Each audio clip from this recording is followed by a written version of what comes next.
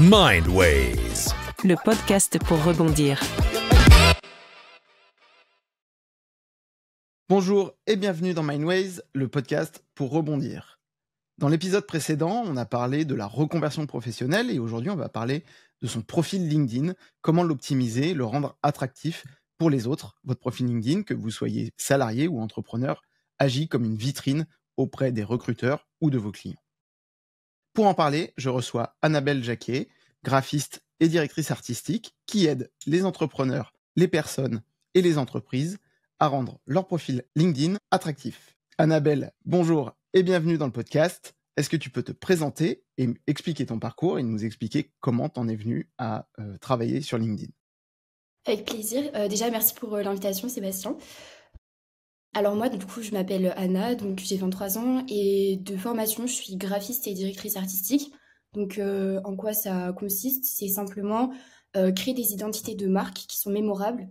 Et donc ça, c'est un peu la première partie. Et la seconde partie, c'est décliner ces identités sur les supports de communication d'une marque, donc pour que tout soit cohérent, que les consommateurs la reconnaissent et surtout qu'ils achètent. Donc ça crée de la confiance, de la reconnaissance surtout, et une identification forte. Donc ça, c'est mon métier de base. Et moi, en début d'année, j'ai commencé à communiquer sur LinkedIn parce que j'ai terminé mon master en septembre. Et je sentais qu'il me fallait une sorte de porte de sortie, un peu une sécurité pour pouvoir travailler en freelance, parce que j'avais aucune envie du salariat. Donc j'ai commencé à poster. Au début, c'était un gros flop. Je pense que c'est un peu le cas de tout le monde. C'était très compliqué. C'est pas un réseau social qui est facile, surtout quand on est habitué à des réseaux comme Instagram, TikTok, etc. Même si j'utilisais aussi Twitter, ça peut se rapprocher un peu de Twitter sur certains codes. Mais c'est vrai que c'est pas facile à prendre en main. Donc j'ai persévéré. En fait, j'ai pas abandonné même quand je faisais 5 likes. Et c'est vrai que mes posts, ils ont commencé à avoir de la visibilité quand j'ai commencé à mettre toute la partie graphique à l'intérieur, donc à faire des carousels, et en fait à décortiquer mes idées et à les illustrer de manière un peu schématique. Même si j'avais rien à vendre, j'avais pas de produit au début. Je parlais de ce que je faisais, de mon travail, de ce qui m'intéressait, etc. Et mon profil, il a vraiment eu de la visibilité d'un coup. Quand j'ai fait un rebranding gratuit, du coup, je pense que ça va engranger sur ta prochaine question, pour un entrepreneur qui s'appelle Dimitri. Et donc, du coup, je lui ai offert un rebranding parce que j'avais cerné qu'il y avait une grosse problématique en termes d'image et de communication. Réussir à faire des posts, c'était un peu une galère pour certaines personnes avec qui j'avais échangé. Et donc, c'est comme ça que ça a commencé. Ouais, je te confirme, effectivement, au début,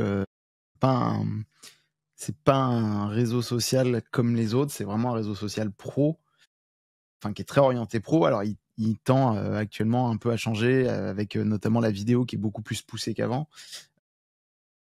Ça reste un réseau social malgré tout, avec des codes de réseaux sociaux qui évoluent avec des algorithmes, etc. Donc il y a une logique derrière, parce qu'effectivement au début c'est toujours un peu compliqué. C'est ça, et surtout quand t'as pas de réseau, vu que LinkedIn c'est un des seuls réseaux sociaux où l'algorithme ne te montre pas à ta cible de manière naturelle. Il faut forcément que tu sois connecté avec certaines personnes qui, en fait, ces personnes-là vont faire remonter ton contenu à leur réseau à elles. Et c'est vrai que quand t'en as pas et que tu démarres, c'est compliqué. Ouais. Du coup, pourquoi aujourd'hui donc LinkedIn est un outil incontournable pour les professionnels, et je pense en particulier pour les entrepreneurs, peut-être même un peu plus que pour les salariés. On le disait, c'est une vitrine d'entreprise. Est-ce que tu peux nous expliquer un petit peu aujourd'hui pourquoi ça devient incontournable?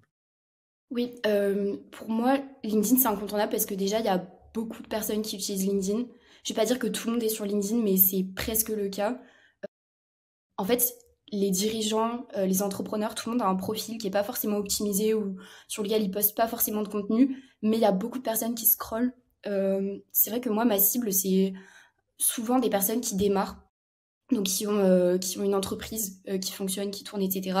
et qui commencent à un peu regarder LinkedIn et à se dire, ok, ça pourrait être super intéressant pour moi. Et ces personnes-là, elles ne publient pas de contenu, elles n'ont pas de profil optimisé, mais elles consomment du contenu sur LinkedIn. Et c'est intéressant de leur parler parce que du coup, ils connaissent certaines grosses têtes un peu sur LinkedIn, certains influenceurs, ils leur font confiance, ils arrivent à citer du contenu qu'ils aiment bien, etc. Ils enregistrent parfois des posts aussi pour y revenir plus tard, lire de la valeur, etc. Et du coup, je dirais que même les profils qui ont l'air un peu morts et invisibles, des fois, ils lisent nos contenus et ils sont quand même actifs de manière silencieuse, quoi. Ouais, ils sont actifs passifs, c'est-à-dire qu'ils C'est publient pas, ça. mais ils sont bien là et ils regardent ce qui se passe. C'est ça, et même moi, ça me semblait un peu difficile d'imaginer ça, dans le sens où pour moi, quand on consomme du contenu pour le plaisir, etc., on va sur Instagram, TikTok, parce que c'est pas ma génération, mais c'est vrai que cette cible-là, justement, elle consomme du contenu par plaisir sur LinkedIn aussi. Donc c'est à prendre en considération. Ouais, et puis c'est du contenu souvent qui a une certaine valeur. On est moins dans la distraction pure, mais on va être plutôt dans aussi des problématiques qu'on peut rencontrer, qu'on soit salarié ou pas, euh, avec des gens qui partagent leurs expériences professionnelles aussi. Et du coup, Exact. ça te permet de rebondir, de commenter, etc. Et je pense qu'on en parlera peut-être un peu après, mais commenter sur LinkedIn, c'est pas négligeable. Même si on n'est Exact. pas encore doué pour poster, etc., déjà commencer par commenter ce que les gens postent, C'est un c'est bon hyper exercice. important. Vraiment. Et ce qui m'amène à la question d'après d'ailleurs, qui est quelles sont pour toi les erreurs les plus fréquentes que les gens font quand ils commentent des profils sur LinkedIn? Ah, alors, je sais pas si je suis la personne la mieux placée pour en parler, parce que je pense qu'on a tous fait un peu les erreurs au début. Ben justement.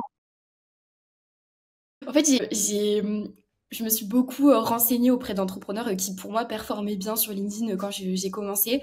Et en fait, je voyais qu'ils apportaient un soin très particulier à leurs commentaires. Donc, c'est vrai que j'ai eu les bons conseils dès le début, quand je me suis vraiment intéressée à ma cible et que je suis allée la questionner, etc. Mais en fait, on peut être tenté de commenter rapidement et de rester en surface. Mais en fait, il faut savoir que les commentaires, ce genre de commentaires vont jamais ramener de prospects. Et c'est rare que les commentaires ramènent des prospects, mais pourtant ça fonctionne pour certaines personnes. Je connais des entrepreneurs qui sont super doués, et en fait ils vont commenter sous les posts de leurs concurrents, et en fait ils reprennent le contenu des concurrents et ils amènent encore plus de valeur et ils montent leur expertise, mais dans des contenus super efficaces avec des liens, etc. Et en fait ça peut leur amener du lead justement. Et c'est beaucoup plus profond et plus pertinent que des commentaires de surface ou des commentaires même qui reprennent le contenu d'un post. On dit que c'est intéressant, etc. Ça, c'est de la surface et ça va jamais ramener Ouais, de clients typiquement le potentiels. post merci pour ce post super intéressant. Non, c'est ça. Déjà, plus les contenus générés par intelligence artificielle, je pense qu'il y en a qui sont générés par IA, qui sont bien faits et qu'on remarque pas, qui se fondent un peu dans la masse. Je pense que c'est le cas. Mais il y en a qui sont très mal faits et qu'on peut remarquer. Et je trouve que ça enlève vraiment toute crédibilité. Et c'est pas agréable en tant que créateur de contenu. Ça, je le souligne aussi. C'est pas agréable de voir des commentaires générés par IA sous son contenu à nous, sous nos contenus à nous, pardon, parce que ça, en fait, on est un peu frustré. On se dit, ok, notre contenu, il est pas assez bien pour que la personne, elle prenne le temps d'écrire avec juste elle-même, quoi, ce qu'elle pense sincèrement. Ouais, alors après, on en reparlera sûrement un peu plus tard, mais l'IA aujourd'hui, c'est effectivement un truc qui devient incontournable. Oui, J'en parlais avec un collègue il y a pas si longtemps que ça, qui dit: «Oh là là, elle nous a fait une lettre de motivation géniale, etc.» Mais en fait, quand on lui a parlé, bah, il y avait 4 fautes de c'était français. une fraude. Et du coup, il y avait un truc complètement improbable. Et en fait, bah ouais, c'est super, ça a été rédigé par IA, peut-être un peu retravaillé et encore. Il y a pas de mal à utiliser de l'IA pour reformuler, remettre les choses un peu en forme, etc. Mais il faut avoir l'intelligence derrière de repasser dessus, de réadapter ses mots. Ça peut aider à structurer les idées, remettre de l'ordre. Heu, Parfois quand on écrit, ça vient un peu comme ça et c'est un peu Exact. brouillon. On se répète, etc. Et justement, ça va permettre de restructurer le contenu. Mais par contre, s'il vous plaît, essayez de Non, mais reformuler. c'est super intéressant ce que tu dis, parce que justement, je connais des personnes qui ont des grosses difficultés en rédaction, en orthographe, qui sont peut-être dyslexiques ou dysorthographiques, des choses comme ça. Et en fait, l'intelligence artificielle, ça les met au même niveau que tout le monde et c'est trop bien pour ça. C'est très puissant. C'est juste que si le fond n'est pas intéressant et que ça parle pas à notre cible, ça sert à rien d'utiliser l'IA. D'où l'intérêt de commencer à la main, entre guillemets, soi-même. Ça et puis moi j'ai à force de aussi essayer de commenter, de voir des choses, etc., on s'aperçoit que plus on va partager sa propre expérience, plus en fait les gens sont attirés pour lire le commentaire ou pour lire le post, parce qu'en fait ils sont intéressés par le entre guillemets la vie des gens et ce qu'ils ont pu faire et les échecs Oui, qu'ils ont pu rencontrer. Et c'est un peu aussi la raison d'être de ce podcast. c'est ça. Et de se dire, en fait, on vous apporte de la valeur parce qu'on y est passé et parce que on s'est raté. J'ai aussi fait des commentaires. Merci pour ce super post, mais en fait, ça a aucun intérêt. Alors qu'au contraire, si tu arrives à le rapprocher d'une expérience personnelle, de partager ou de dire, ah bah oui, ce tips-là, je l'ai mis en œuvre et effectivement, ça marche. Parce que blablabla, forcément, le truc s'enrichit et même ça contribue à augmenter le réseau, quoi. Exact, et j'ai l'impression que ça joue aussi sur notre personal branding. Comme tu l'as dit justement, on va rapprocher et faire le lien avec une expérience qu'on a vécue nous-mêmes. Et du coup, ça forge des petites croyances sur nos personnes dans la tête des gens. Et ils vont faire le lien en lisant nos contenus, etc. Et ça les aide à nous connaître aussi. Donc je pense que c'est à ne pas négliger, mais à faire correctement. Et à privilégier la qualité à la quantité, comme d'habitude. On se répète. Donc on en parlait, tout le monde a commencé son profil LinkedIn et on peut voir aujourd'hui assez facilement qu'il y a 2 catégories de profils LinkedIn pour prendre un très gros raccourci. Il y a le profil LinkedIn CV à l'ancienne et puis il y a les profils LinkedIn un peu optimisés, enrichis et qui ressemblent à des CV un peu 2.0, un peu graphiques et un peu jolis.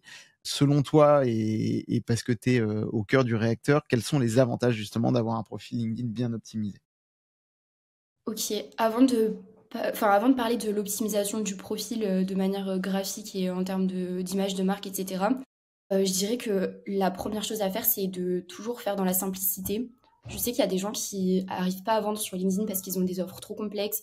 Ils sont très experts et très pointus dans ce qu'ils font, etc. Mais la communication, elle est trop complexe, ça parle pas à leur cible. Et c'est très compliqué de se démarquer ainsi. Donc je dirais que le cœur du problème, c'est vraiment déjà de reprendre l'offre et de faire quelque chose de simple et qui amène un résultat vraiment concret et qu'on peut facilement montrer et mettre en avant. Ensuite, l'optimisation du profil en elle-même, c'est vraiment simplifier, comme on l'a dit. Les personnes, en un coup d'œil, elles doivent comprendre qui on est, ce qu'on fait, ce qu'on vend.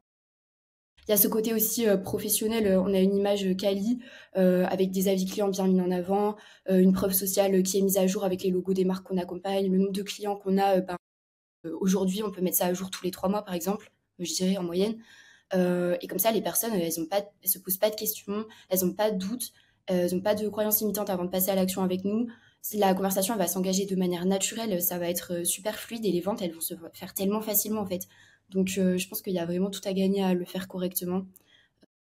Même si c'est plus minimaliste, qu'on n'est pas hyper doué en graphisme, etc., qu'on va pas faire des choses qui sortent vraiment de l'ordinaire, juste avoir quelque chose de clean, d'optimisé, minimaliste, ça peut largement faire le taf. Ouais, on peut et au-delà du graphisme et cetera, c'est de bien renseigner aussi, il y a énormément de choses possibles à rajouter et à renseigner dans un profil LinkedIn. Pas de se Exact. contenter de ce qui arrive juste au départ et de vraiment compléter pour, quelque part apporter cette preuve sociale dont on parlait, de montrer et d'expliquer de la manière la plus simple possible, qu'on a à proposer ou qui on est, en fait. C'est ça. Et même en le faisant de la meilleure des manières, c'est vrai qu'on va toujours tomber sur des clients qui ont la flemme de se renseigner, alors que c'est placardé partout sur notre profil. Ils vont quand même nous demander ce qu'on fait, à quel prix, etc.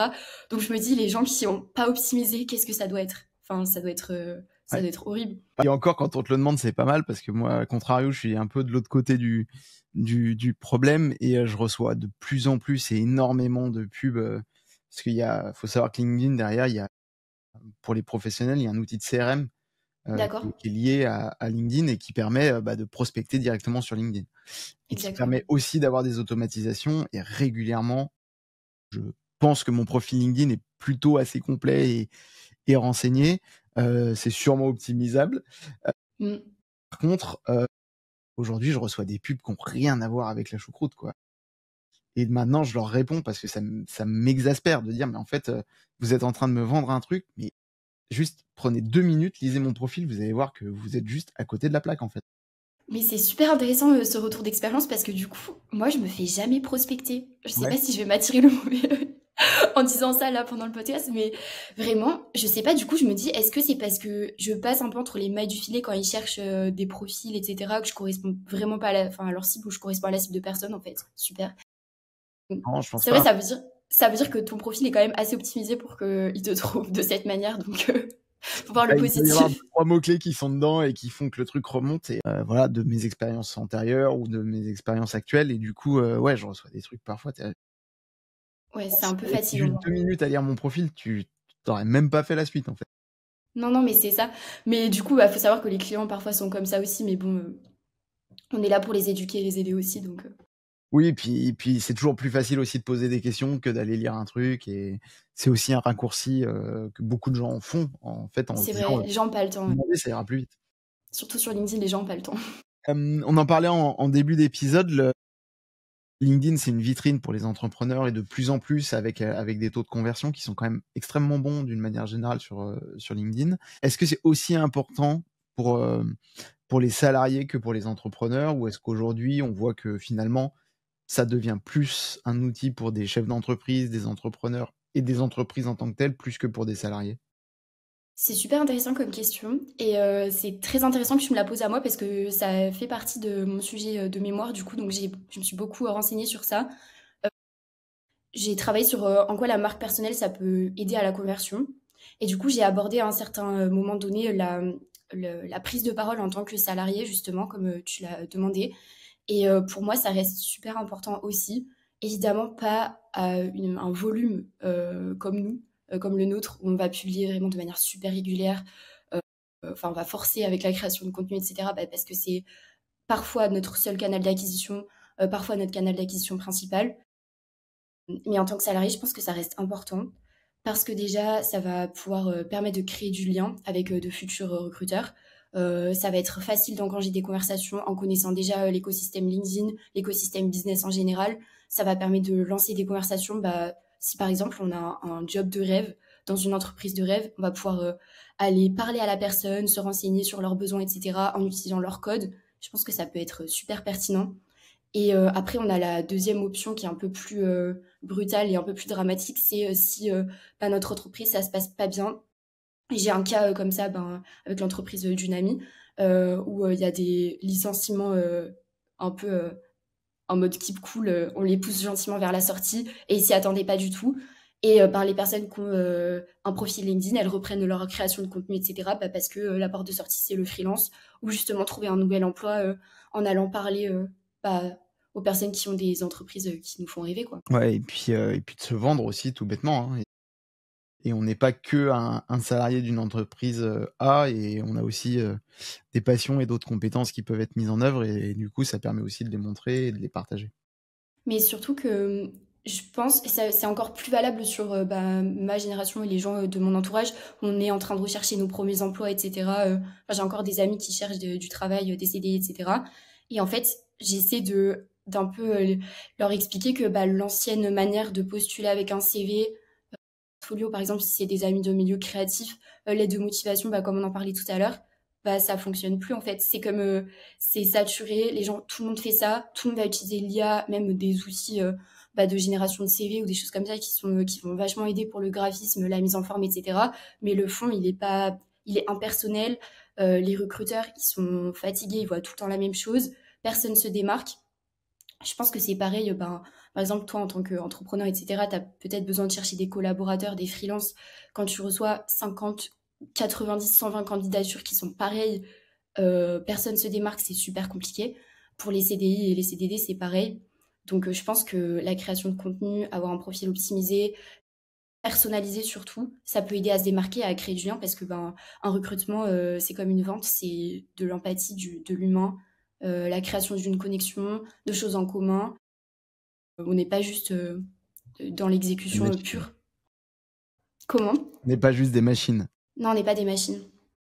Non, vraiment. C'est important et c'est intéressant ton retour parce que, moi j'ai 2 casquettes, hein. J'ai le podcast et j'ai un job aussi à côté et dans ce job-là, j'ai énormément de sollicitations, liées au fait que, bah, je travaille pour une marque, qui vend des appareils photo et forcément, bah, il y a beaucoup de gens qui ont envie de créer des partenariats avec nous Oui, et en fait, je pense que beaucoup négligent l'importance, bah, du pitch. Ils se rendent pas compte, nécessairement du nombre de sollicitations qu'on peut avoir et effectivement, quelqu'un qui a porté du soin à son pitch, à son dossier de presse, à quelque chose, bah, en fait, il fait toute la différence parce que tout de suite, en fait, ça sort du lot. Et du coup, celui-là, on a envie de le regarder, alors que celui qui ressemble à celui du voisin, qui en fait apporte pas de valeur ou qui te vend quelque chose sans te le vendre en te disant: «Ah, je suis sûr que ça va être génial, mais bah oui, mais en quoi, pourquoi?» et cetera. Heu, alors que la personne qui a fait l'effort d'essayer d'apporter quelque chose, quand bien même ça sera retravaillé derrière, déjà il y a eu une démarche et un effort et ça change tout, en fait. Non, c'est ça, bah, c'est comme, quand tu postules, à un job et cetera, tu vas faire un cas pratique, même si le cas pratique, il est pas forcément demandé, tu vas essayer de d'amener une forme de personnalisation qui va créer un lien avec la personne, que ça soit, sur le CV justement, où tu vas peut-être reprendre le branding de la boîte ou, parler, de choses qui touchent, la personne qui dirige l'entreprise, sur lesquelles elle va pouvoir se retrouver. Bah, la prospection, c'est pareil, enfin, faut prendre le temps et je pense à certains entrepreneurs qui forment à faire ça sur LinkedIn justement, qui matraquent un peu ce message de, bah, la prospection, le setting, et cetera, engager des discussions. Il faut le faire, avec une quantité, de messages limitée et vraiment, bah, bien travailler les messages et les résultats, ils seront beaucoup plus pertinents et beaucoup plus efficaces que de la prospection de masse, quoi. À notre échelle, je parle Ouais, évidemment en mais tant même, enfin, qu'individuel. que ça soit individuel ou pas et même moi, tu vois, quand j'essaie d'avoir des invités et cetera dans le podcast, la première chose, c'est déjà de t'intéresser à ce que la personne fait et ensuite, c'est d'essayer de lui montrer pourquoi tu veux l'avoir, d'apporter de la valeur et pas d'y aller en mode, bah, de toute façon, j'envoie un message générique copier-coller à tout le monde et puis on verra bien, quoi. C'est vrai que j'avais pas pensé à cette, ton option du coup de, tu dois trouver des personnes qui peuvent prendre un peu de leur temps pour, discuter avec toi et cetera. Pour moi, c'était un peu évident que tout le monde acceptait parce que, ça donne une forme de visibilité, de crédibilité et cetera, mais c'est pas vrai en soi. Surtout si tu vas avoir des invités, peut-être avec plus d'abonnés, de visibilité, qui ont Bah, moins de temps et plus cetera, c'est l'invité est gros, plus entre guillemets «son temps est précieux», plus il a de sollicitations aussi et donc plus te démarquer va être important. exact. Non, ça vaut pour tout, Ça vaut pour tout. Tu m'en parlais avant qu'on commence à enregistrer, du coup, je pense que tu as un exemple tout tracé. Est-ce que tu peux nous partager une anecdote, justement, d'un profil LinkedIn que tu as contribué à changer et de l'effet que ça a eu derrière? OK, je pense que les profils que j'ai changés, où il y a eu le plus de répercussions, c'était les personnes, soit qui démarraient ou qui se lançaient dans la création de contenu et qui galéraient un peu. Du coup, moi, ce qui me rend le plus fière, c'est quand j'optimise des profils, que je crée des templates et cetera et que la personne, elle a, des leads entrants, après, suite à la création de contenu et à l'utilisation, de mes templates. Après, il y a donc, cette forme de visibilité, du coup. C'est surtout pour ça que les gens viennent me voir parce que ça les rend visibles. Le contenu, il a plus d'engagement, l'audience, elle est plus active et cetera et du coup, ils vont avoir, des leads entrants. Et après, il y a la deuxième partie, c'est quand c'est une personne avec déjà de la visibilité, déjà des leads entrants, qui a un business qui tourne, etc., mais qui va changer son profil et qui va avoir une forme de fierté aussi, et qui va dire qu'elle est enfin alignée avec son image est enfin alignée avec ce qu'elle vend et ce qu'elle souhaite renvoyer, en fait. Je pense que les deux, ça me rend très fière et je pense que c'est des belles transformations aussi, même si c'est des buts différents en soi.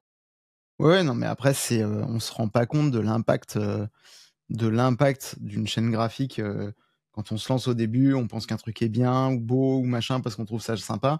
Même moi, je vois Mindways, la DA a vachement évolué.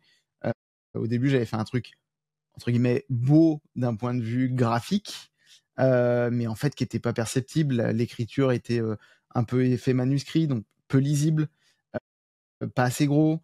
Donc tu as plein de petits codes comme ça et en fait on dit: «Non, non, mais mets une couleur qui pète au contraire parce que du coup ça ressort par rapport à la masse». En fait, tu as des petites choses comme ça à avoir en tête et en fait, il faut garder en mémoire, alors tu m'arrêtes si je dis une bêtise, mais au-delà du beau, il faut que ça soit efficace.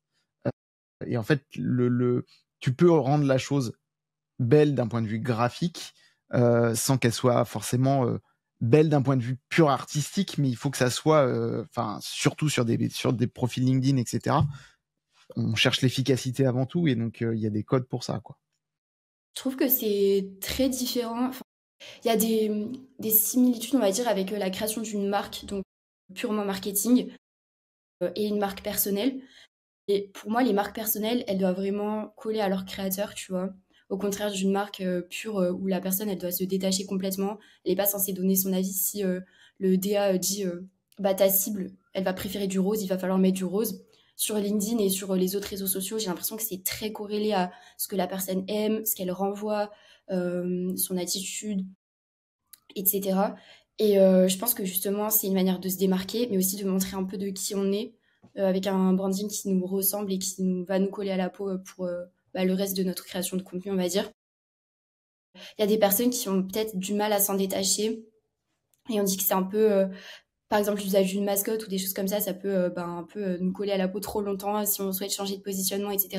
Donc je pense qu'il faut quand même bien choisir dès le départ, mais il faut garder en tête que ça évolue, que c'est flexible aussi et que rien n'est éternel, quoi. Donc c'est surtout censé renvoyer qui on est à l'heure actuelle et nous démarquer de la masse, comme on le disait justement tout à l'heure. Et puis c'est une photo à un instant T et qu'il faut mettre à jour de toute façon au fur et à mesure. Donc, C'est ça. c'est pas gravé dans le marbre ad vitam aeternam, quoi. Oui, puis après, il y a aussi le cas où les entrepreneurs, les dirigeants souhaitent se détacher leur business de leur identité de marque personnelle. Et là, on peut passer peut-être justement sur la construction d'une marque pure, d'une agence, d'une entreprise, et se détacher de la marque personnelle. Donc, c'est pas gravé dans le marbre. Pour les gens qui nous écoutent, s'il y avait 3 éléments ultra importants sur un profil LinkedIn, pour toi, ça serait lesquels? Tu veux dire en termes vraiment d'éléments visibles plutôt que Ouais. du contenu? Alors, éléments ou contenu, hein, ça peut être, Oui, ok. les expériences pro, la photo, le bandeau en haut. Ouais, du coup, je dirais évidemment la bannière un peu pimpée quand même, avec la preuve sociale, la proposition de valeur qui fonctionne, etc. Je trouve que la photo, c'est une bonne manière de se démarquer aussi. Il y a des personnes qui font super bien avec des photos qui attirent vraiment l'attention. Voilà. Et je dirais aussi la partie service. Je sais qu'elle n'est pas optimisée chez tout le monde. En fait, il y a peu de personnes qui l'utilisent, je crois. Mais elle est quand même hyper efficace. Je travaille avec des formateurs LinkedIn, des coachs LinkedIn, influenceurs, etc. Et c'est vrai que en fait, ça permet organiquement de nous retrouver quand des entrepreneurs qui proposent de la prestation de services, etc. Ça va permettre de nous faire remonter dans les résultats de recherche. Quand une personne va utiliser LinkedIn de manière lambda, c'est-à-dire taper dans la barre de recherche le service qu'elle recherche, en fait, finalement. Et ça va nous aider. Quel conseil tu donnerais pour optimiser toute la partie, tu sais, tu as un bloc résumé, le premier bloc, Oui. un des premiers blocs. Là-dedans, comment tu l'optimiserais pour attirer alors, soit des recruteurs, soit des prospects, sachant qu'en dessous, dans un profil LinkedIn, pour celles et ceux qui n'auraient jamais vu un profil LinkedIn, il y a toutes les expériences professionnelles. Enfin, on peut les mettre en tout cas. C'est donc ça. le résumé, c'est un peu c'est un peu sa bio ou son pitch en quelques lignes.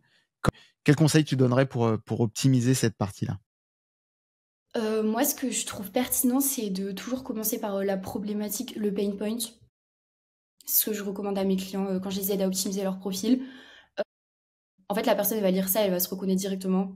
Genre, vous êtes XYZ et vous avez tel problème, et en détaillant. Et ensuite, en introduisant de manière assez naturelle comment on peut les aider.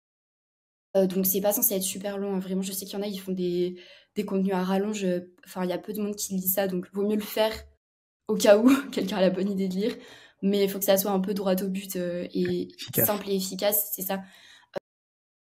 Introduire qui on est et comment on peut les aider. Parler de nos expériences passées, remettre un peu de preuves sociales. Je sais que la bannière, c'est un peu limité en termes de place pour mettre tous les clients qu'on a eus, ou si on a eu des prix, ou qu'on a créé d'autres boîtes, etc. Je pense que la section info, la partie comme tu l'as dit résumé, c'est efficace et pertinent de le placer ici. Ensuite, on peut faire un petit résumé de nos offres en disant, voilà, moi je propose ci, ça, ça. Et un appel à action pour la prise de rendez-vous, par exemple, ou autre si vous redirigez ailleurs pour votre tunnel de vente. Je pense qu'effectivement, les 2 premières lignes, c'est comme tous les réseaux sociaux, finalement. Il faut avoir un hook efficace. C'est ça. Vraiment, Et le pain point, c'est toujours... ça reste le code principal. Si on veut Vraiment. taper les gens, faut les choper tout de suite. Par les C'est sentiments, une sorte de 2 secondes, et voire une. Et si on n'arrive pas à les capter tout de suite, ils vont pas rester sur le profil, quoi. Non, c'est sûr. Du coup, on en parlait un petit peu tout à l'heure. Pour toi, une bonne photo LinkedIn, c'est quoi? Et est-ce qu'il y en a une, au contraire, vaut mieux l'éviter? En fait, au début, j'avais des idées, etc. Et on m'a dit, c'est kitsch, du coup. Ah ouais. Je me suis grave retenue dans ma créativité.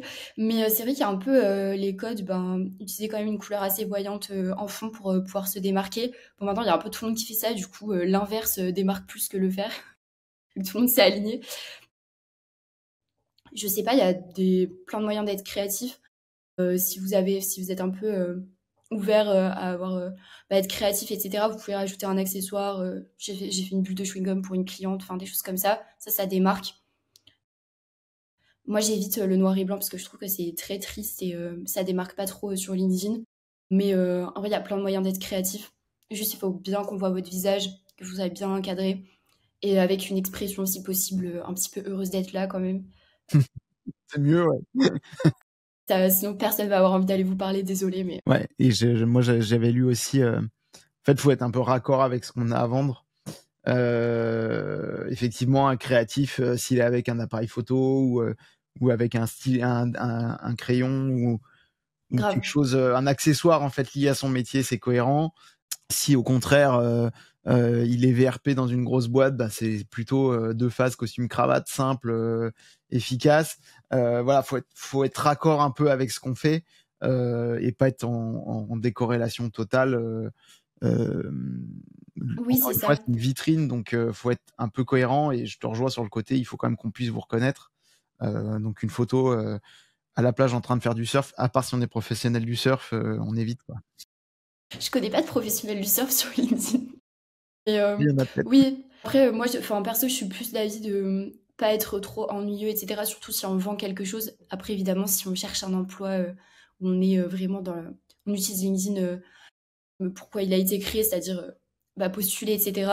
Faire simple et comme tu as dit, efficace, toujours en étant un petit peu souriant, c'est efficace. On en parlait un peu tout à l'heure avec les commentaires. Est-ce que le nombre de relations qu'on peut avoir, d'abonnés, a une importance ou est-ce que c'est plutôt les interactions qu'on va avoir avec ces gens-là qui va driver le profil? Ok, c'est très intéressant parce que quand je suis arrivée, j'enviais tellement les gens qui avaient 10 000 abonnés, 20 000 abonnés. Ça me semblait impossible, vraiment, d'y arriver. Du coup, spoiler, c'est possible de gagner des abonnés, évidemment. Mais je pense que la réponse, elle est un peu évidente. Mais c'est mieux d'avoir une petite communauté engagée qui achète si vous êtes là pour vendre, plutôt que plein d'abonnés qui interagissent pas avec votre profil. J'ai des clients, ils ont des dizaines de milliers d'abonnés, ils ont 3 interactions sur leur profil parce que c'est des abonnés qui ont été gagnés, des connexions qui ont été gagnées pendant la prospection, des choses comme ça, des grosses vagues de prospection. Du coup, les gens sont pas forcément qualifiés, ils sont pas intéressés à notre contenu de manière organique, donc c'est pas pertinent. Et après, il y a aussi les cas où les entrepreneurs ou les créateurs de contenu ont beaucoup d'abonnés, mais ils ont un peu délaissé leur profil. Et du coup, s'ils reviennent, il va y avoir un moment où il va falloir republier du contenu de manière régulière pour que les gens se réengagent. Donc évidemment, c'est plus intéressant d'avoir une petite communauté qui achète et qui est engagée. Et nos posts, ils vont forcément remonter et nous donner de la visibilité. Moi, j'ai commencé à vendre, j'avais même pas 1000 abonnés, quoi. Donc c'est totalement possible. Ouais. C'est encore une fois, c'est la qualité de ce qu'on va faire. C'est un peu comme sur tous les réseaux au final, hein. À un moment, ça peut buzzer, on sait pas trop pourquoi, on sait pas trop bien l'expliquer. Ce qui est sûr, c'est que si on peut engranger des abonnés, si on partage rien, on engrange quoi, mais on fait une collection d'abonnés et encore, ça va pas convertir parce qu'on fait ça. Il faut vraiment être proactif, être moteur, proposer, publier, monter, répondre aussi, c'est important. C'est ça. Et tu parlais des autres réseaux sociaux. Je trouve que sur LinkedIn, c'est compliqué de faire du mass market, entre guillemets. Il y a des gens qui disent, ouais, c'est facile de faire des posts avec beaucoup de vues, beaucoup de likes et tout. Et je suis pas forcément d'accord parce que il y a des contenus comme sur un peu n'importe quel réseau qui vont percer et on comprend pas trop pourquoi. Après, il faut refaire un peu une analyse, etc. Bien sûr. Et du coup, je trouve que c'est pour ça que c'est un réseau où c'est compliqué de gagner des abonnés et de gagner beaucoup d'abonnés d'un coup. Donc en gros, les communautés se construisent souvent petit à petit. Même si je connais 2-3 entrepreneurs qui ont percé d'un coup et qui ont eu 20 000 abonnés en moins de 4 mois, enfin c'est fou. C'est normal et naturel que les communautés se construisent petit à petit et de ne pas avoir 10 000 abonnés en 3 mois comme on peut avoir 10 000 abonnés en 3 mois sur TikTok. Il faut que le contenu ait un minimum de visibilité récurrent en fait sur chaque post. Je pense que c'est ça qui est plus important. Donc, il vaut mieux se focus, avoir beaucoup d'impressions et que nos posts soient visibles plutôt que sur les abonnés. Ça, et après, c'est l'engagement qui va se générer et tout ça va s'auto-alimenter, quoi. C'est ça. Mais pour moi, il faut chercher la visibilité et pas les abonnés. Chaque contenu doit chercher la visibilité parce que plus on est visible, plus on peut toucher notre cible. Donc ça passe aussi, comme tu as dit, par les interactions. Si les gens commentent, ça va donner envie à plus de gens de commenter, etc. Et bêtement, hein, mais commenter sur les posts des autres aussi permet de donner de la visibilité parce que par curiosité, les gens vont cliquer sur ton profil, ils vont voir ce que tu peux publier et au fur et à mesure, ça s'enrichit comme ça. Moi, je suis beaucoup plus actif sur LinkedIn là depuis quelques mois, à tous les niveaux, en termes de commentaires, etc. Parce que je suis des personnes et puis tout ça se monte et donc je sens que la mayonnaise est en train de prendre gentiment. Ça prend du temps, c'est un marathon. Il y a des jours, on se dit putain, c'est pas possible. On comprend pas toujours pourquoi ça marche des fois ça marche pas. Bon, voilà, il y a 50 milliards de règles. Donc Non, il faut n'y a juste pas de prendre le temps et règles. c'est du test and learn, quoi. Oui, après, il y a des règles qui fonctionnent, qui fonctionneront jusqu'à la fin des temps. Tu commentes sous le post de quelqu'un, il va te remarquer. Au bout d'un moment, si tu commentes tous les jours pendant un mois, il va voir ta tête et il va te le rendre parce que sinon il va se sentir pas bien. C'est bien de réciprocité. Après, en termes de contenu et de création de contenu pur, il n'y a pas de règle en soi de qu'est-ce qui peut percer ou pas, qu'est-ce qui peut faire vendre d'un coup ou pas. Enfin, euh, ça aurait fuité depuis longtemps et tout le monde serait riche, quoi. Ouais. Non, après, moi, je pense que le plus important, c'est de rester authentique et fidèle à son produit ou à sa marque personnelle surtout. Parce que c'est autant le produit, il peut vivre et puis disparaître, autant sa marque personnelle, elle est quand même ultra importante, elle va nous coller à la peau très longtemps. Donc s'il y a vraiment un point de focus, je pense que c'est d'abord celle-là.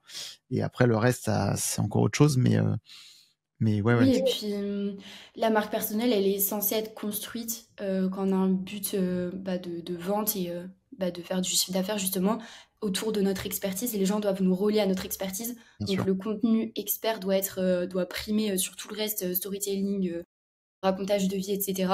Mais en fait, au bout d'un moment, quand on commence à avoir de la visibilité, il est important de réussir à créer du lien avec les gens.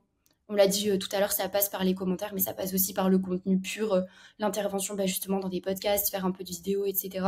Parce que les gens ont besoin de créer du lien et on n'est pas juste, comme on l'a dit, des machines à produire un service, quoi. Est-ce que tu as des astuces pour se démarquer? Alors, tu le disais, tu en as donné tout à l'heure, tu vois, tout le monde a mis des fonds de couleurs pétants, du coup, c'est peut-être de prendre le contre-pied. Ça serait quoi les 2-3 clés que toi, tu mets déjà en œuvre sur tes clients ou ce que tu conseillerais à quelqu'un juste dans un rendez-vous de consulting en disant, bah voilà, ton profil il est comme ça, moi je te conseille plutôt de faire ça parce que tu es dans un secteur ultra compétitif et que du coup, pour te démarquer, vaut mieux faire autrement. C'est intéressant comme question parce que j'ai l'impression qu'il n'y a pas de bonne ou mauvaise réponse et on peut réussir à se démarquer avec quelque chose qui n'a pas fonctionné par le passé, juste parce que ça va être utilisé et appliqué d'une manière différente. Mais je trouve que LinkedIn, c'est quand même une plateforme, enfin un réseau où il y a beaucoup de choses à faire encore. Il y a créativement, il y a plein de choses à faire, même en termes de création de contenu vidéo, par exemple, parce que toi, ça te parle peut-être plus, mais c'est très ouvert et les gens, j'ai l'impression, sont en manque d'authenticité, de choses qui se démarquent, qui les font un peu rêver, etc. Je pense qu'il y a toujours plein de choses à faire.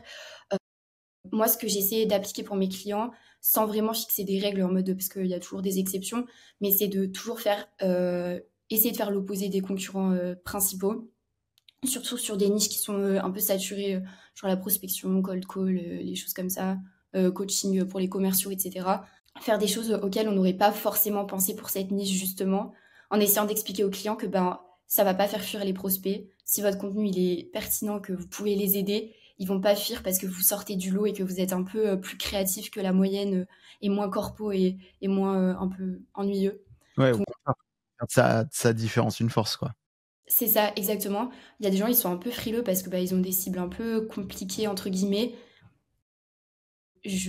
Moi, personnellement, j'ai des cibles un peu compliquées à atteindre parfois et ils n'ont pas été freinés parce que j'ai un branding qui se démarque un peu, qui n'est pas corporate, etc., quoi. On en parlait tout à l'heure un peu justement dans le résumé, ces choses-là. Est-ce que tu penses qu'il y a des mots-clés ou toi, est-ce que tu conseilles à tes clients de mettre des mots-clés dans telle ou telle partie de leur profil, justement pour favoriser les recherches un peu classiques dans la barre de recherche? Oui, c'est intéressant. J'ai du coup travaillé sur de la création de contenu qui traitait de ces sujets, mais de ce que j'ai retenu, c'est vraiment, comme on l'a dit tout à l'heure, le résumé, pardon, c'est important de placer des mots-clés un peu stratégiques. Ça va être surtout sur le type de service que la personne pourrait taper dans la barre de recherche. Donc un peu sortir de son corps et se dire, OK, si la personne, elle cherche ce type de service, à quoi elle peut penser? Si par exemple vous êtes freelance ou vous bossez sur Malte ou d'autres plateformes genre Upwork et tout, vous avez déjà dû faire l'exercice, analyser la concurrence aussi, regarder quels mots-clés sont utilisés par les gens qui performent bien et les appliquer à nous-mêmes. Après, on l'a dit aussi, la section service, elle est importante parce que ça peut nous faire remonter justement dans les résultats de recherche. Et il y a aussi, ça je l'ai appris récemment, les expériences passées et le poste occupé actuellement qui est à optimiser. Et je l'ai fait du coup récemment avec des mots-clés comme graphisme, direction artistique, etc. Je l'ai appliqué à mon profil. Je pense que tout le monde peut le faire, même si on n'est pas en recherche d'emploi et qu'on est entrepreneur, c'est important. Oui, et puis ça permet même de créer des connexions avec des gens potentiellement, et de partager sans forcément vouloir bouger de là où on est. Hein, mais Exactement, oui, c'est ça. effectivement, alors moi, je l'ai vu sur autre chose. Je l'ai vu sur les mots-clés du podcast sur ma plateforme de podcast où juste en changeant deux, trois trucs, ça change tout en fait. C'est incroyable. Et Ouais. assez vite. Mais ça peut faire un peu peur de changer. Après, je connais pas trop l'univers du podcast, mais ça peut faire peur de se nicher un peu plus ou d'utiliser des mots-clés un peu plus complexes, un peu plus fins. Ah, Je on pense a à un peu Malte, peur de se justement. dire je vais perdre ce que j'avais. Oui, Sans se dire, en fait, je le fais parce que je veux en avoir plus, exact. et que du coup, parfois, faut juste faire les bons choix et encore une fois, je le disais tout à l'heure, mais c'est du test and learn. Vous essayez, c'est jamais, enfin, c'est pas perdu. J'ai fait un épisode sur le SEO il y a pas très longtemps et j'invite les gens à aller l'écouter s'ils n'ont pas déjà écouté. Heu, on en revient un peu toujours à la même chose au final. Le plus important, c'est de connaître sa cible et tu Oui. l'as très bien dit, c'est de se mettre à la place de sa cible en se disant, voilà, j'ai ce problème-là, qu'est-ce que je vais taper dans ma barre de recherche pour essayer de le résoudre? Et à Et partir je de là, trouve, ouais. on va pouvoir trouver des choses. Et je trouve que c'est pertinent aussi. Peut-être au début, on va être tenté de faire des choses un peu génériques parce qu'on connaît pas trop son marché, ou on va essayer de faire un peu comme tout le monde, etc. Et après, plus on travaille, on sait les services qui nous réussissent le mieux, les personnes avec qui on a le plus envie de travailler, ça vient un peu naturellement cette forme d'optimisation aussi. Donc, Aujourd'hui, tu conseilles plutôt quel type de contenu sur les plateformes? Alors, est-ce que c'est lié plutôt à ton activité ou pas? Je le disais en préambule, LinkedIn, ça reste un réseau social avec des algorithmes derrière. Aujourd'hui, on sait qu'a priori, ils poussent très très fort la vidéo pour concurrencer aussi les autres plateformes type Instagram, TikTok, etc. Donc aujourd'hui, plus que jamais, il est important de mettre de la vidéo sur LinkedIn. Est-ce que toi, tu conseilles, en fonction des domaines d'activité, euh, tel ou tel type de contenu ou de suivre en fait les recommandations de l'algorithme? ok, moi, ce que je recommande, c'est ce qui fonctionne pour moi, parce que j'ai pas envie d'aller m'aventurer sur des choses que j'ai pas forcément testées. Par exemple, la vidéo, j'ai pas encore testé ou je vais le faire bientôt. Du coup, moi, si on parle vraiment de rentabilité, de vente, etc., ce qui fonctionne le mieux pour moi, c'est vraiment les publications donc qui sont statiques, donc carrousel. Donc c'est des formats, pour expliquer, c'est des formats PDF. En fait, c'est des mini e-books qui peuvent faire jusqu'à 100 pages et plus si on souhaite. Donc en fait, j'aime bien ce format parce qu'on peut éduquer notre cible tout en plaçant notre offre à l'intérieur sans que ça soit un peu trop agressif. Donc la personne, elle va lire et elle va tomber sur une page où on parle de notre offre et elle va intégrer notre offre et pouvoir penser à nous plus tard en fait, sans que ça interrompe de fou et que ça gêne l'expérience de lecture. Après, pour tout ce qui amène de la visibilité, les infographies, ça marche très très bien aussi.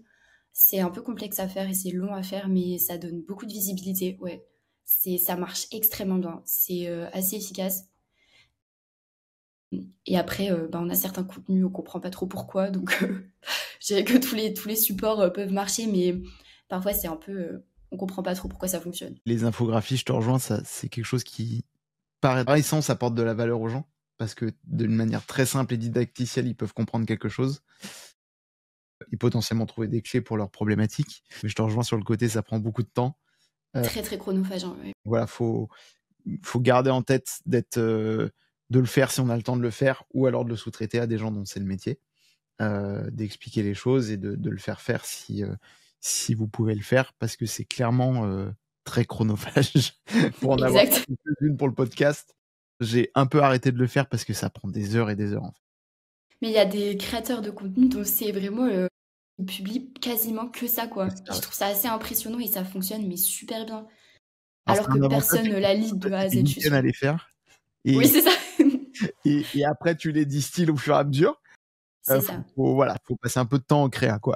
Autre chose, c'est un truc, moi je l'ai pas encore trop utilisé et je sais pas trop l'intérêt de la chose. Alors je sais que c'est a priori important, c'est les recommandations LinkedIn.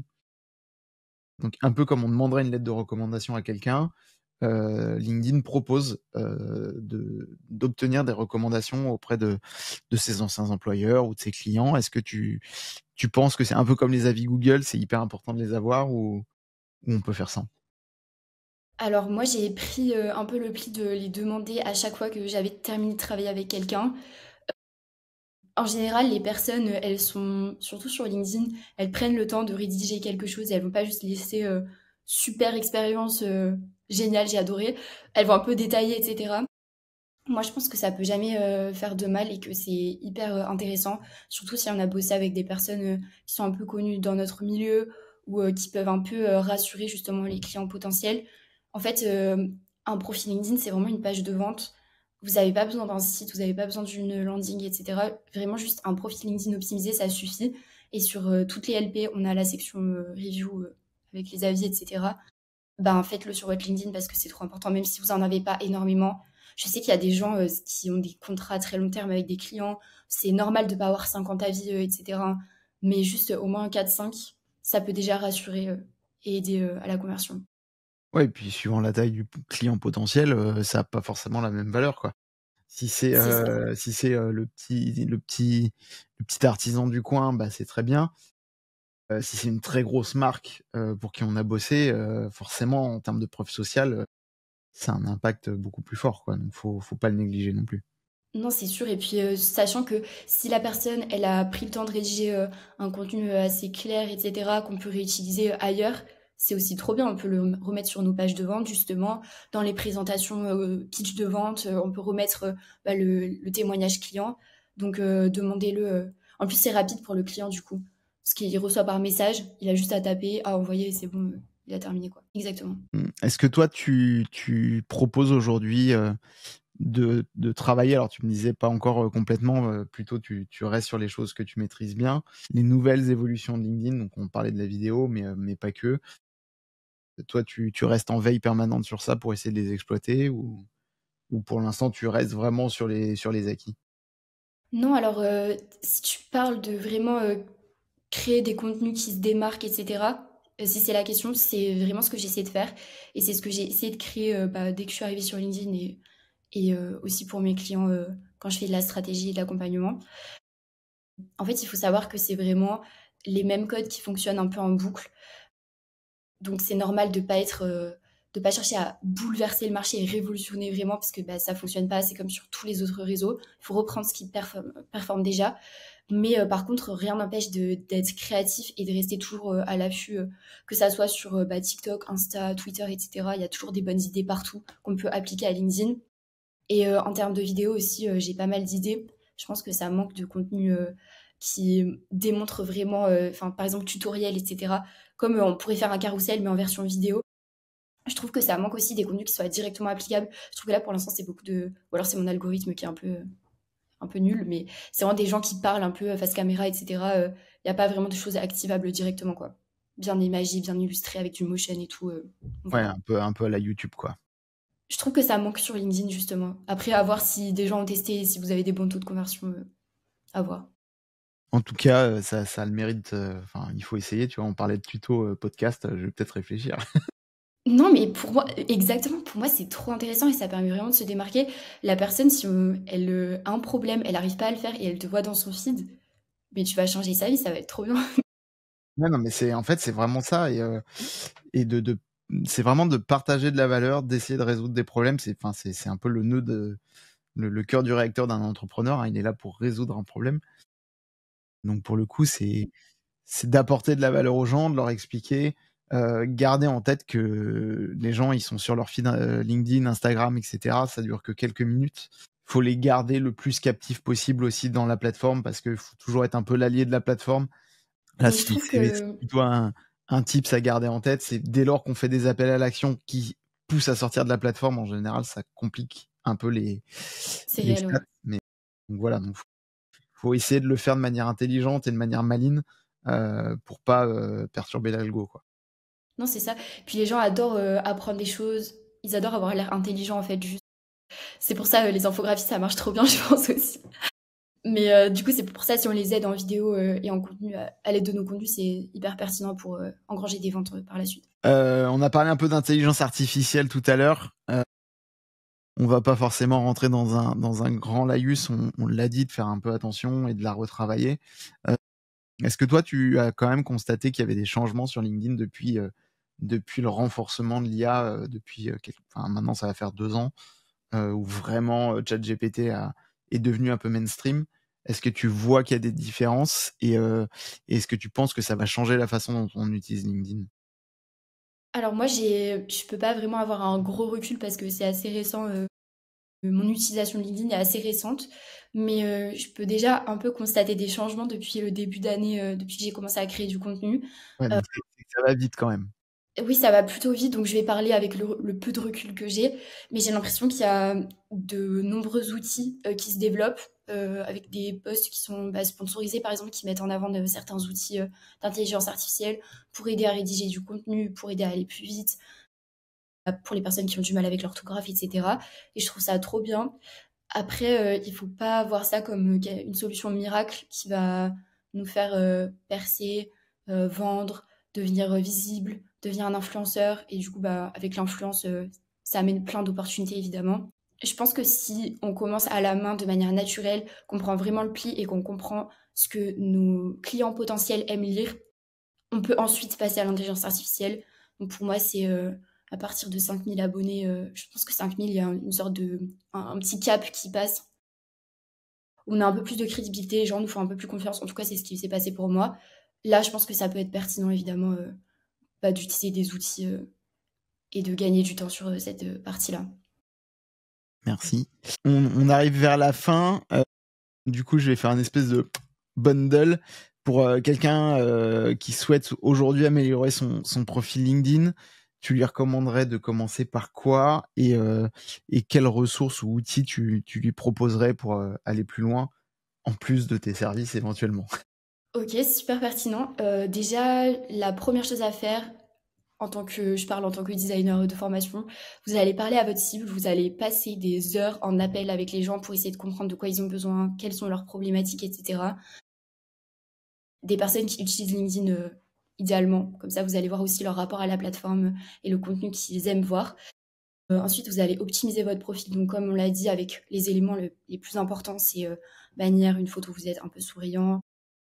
La section résumé, vous allez parler de vos services, de votre preuve sociale, de la douleur de vos prospects, etc. Vos expériences pro, si possible. Demandez 2-3 recos, comme on l'a dit justement tout à l'heure, et commencer à publier de manière régulière et toujours être en veille permanente et passer du temps sur la création de contenu au début, c'est normal, ça prend énormément de temps, c'est très chronophage. Après, quand vous avez 3 mois, 5 mois de création de contenu derrière vous, vous allez avoir des tonnes de templates à réutiliser, de visuels. Vous allez plus y passer autant de temps, mais au début, c'est vraiment très chronophage et il faut être préparé à ça aussi. Et ensuite, tu m'as demandé les ressources additionnelles, du coup, pour la création de contenu. Donc moi, pour LinkedIn, je recommande, donc en termes d'outils, on va dire plugins, etc., je recommande une extension qui s'appelle Clio, c'est pour donc Kleo, c'est pour rechercher les contenus qui sont viraux en fait sur la plateforme. Ça peut vous donner plein d'inspiration dans des niches qui sont différentes, chez des concurrents, aux US, etc. Donc c'est trop bien pour rester en veille. Vous avez également tous les autres réseaux sociaux sur lesquels rester en veille. Vous pouvez enregistrer, piner les contenus Pinterest, Insta, etc. Et décliner ces contenus-là sur LinkedIn, ça marche toujours. En termes d'outils que j'utilise, c'est Claude, c'est une intelligence artificielle qui aide à la rédaction, corriger vos fautes d'orthographe, vous donner des idées. C'est vraiment hyper pertinent aussi. Voilà. Merci beaucoup. Où est-ce qu'on peut te retrouver si jamais on veut te poser des questions ou faire appel à tes services pour optimiser son profil? Je mettrai évidemment tous les liens en description de l'épisode pour pouvoir optimiser au mieux votre profil Instagram. Yes. Alors moi, du coup, pour les glow-up, c'est ce que je produis sur LinkedIn. Mon profil, c'est Annabelle Jacquet, Jacquet, et je suis active là-bas tout le temps, non-stop. Donc, vous pouvez m'écrire sur ce sublime réseau. Ça marche. Je mettrai le lien en description. J'espère que cet épisode vous aura donné des clés et des idées pour améliorer votre profil LinkedIn. N'oubliez pas que c'est hyper important. On l'a dit 50 000 fois dans cet épisode, c'est une vitrine.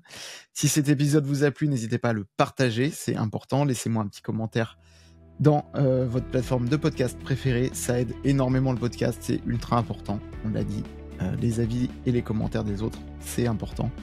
Et je vous dis à très vite. Merci beaucoup, Annabelle. Au revoir. Au revoir. Salut. Merci infiniment de m'avoir rejoint pour cet épisode de Mindways.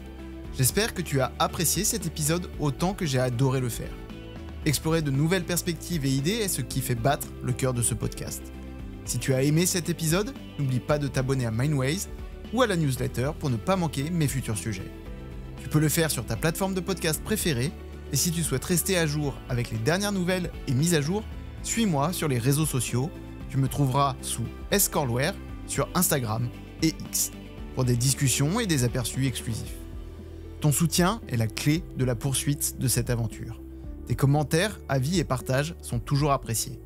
Merci encore d'être à mes côtés, reste curieux, reste connecté. N'hésite pas à m'envoyer des questions ou idées ou suggestions pour de nouveaux épisodes. C'est un voyage que nous faisons ensemble et j'ai hâte de continuer de le partager avec toi. Prends soin de toi, que ton esprit continue de s'épanouir. À bientôt.